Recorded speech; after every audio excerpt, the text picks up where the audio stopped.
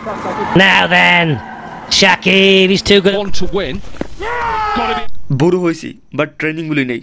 দুধের বাচ্চা বলারকে ঠিক এভাবেই শায়েস্তা করলেন সাকিব আল হাসান ব্যাটিংয়ের মাধ্যমে, যেখানে অবাক হয়ে গেছে বলার। প্রিয় দর্শক, অসাধারণ বোলিং করেছেন টাইগার্সের হয়ে সাকিব আল হাসান। প্রিয় দর্শক, পুরো ভিডিওটি দেখার জন্য অনুরোধ রইল, তাহলে বুঝতে পারবেন পুরো ঘটনা।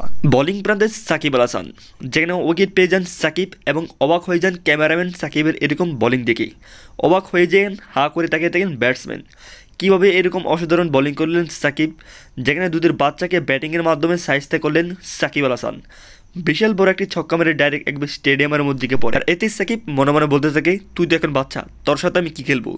যেখানে 6 সংকেত দেখায় এবং বিপক্ষ দলের খেলোয়াড়ও হাততালি দিতে থাকে সাকিবের এরকম তুমানি ব্যাটিং দেখে।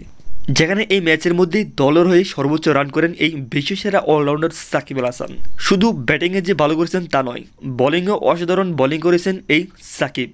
তাই তো তাকে বিশ্বসেরা অলরাউন্ডার সাকিব আল হাসান বলা হয়।